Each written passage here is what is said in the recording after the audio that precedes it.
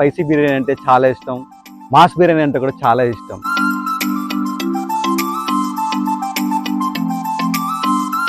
మొత్తం మీ సీక్రెట్ మసాలా అంటారు అంతా కూడా, అది సీక్రెట్ చెప్పారు. రేట్లు ఎలా ఉంటాయి?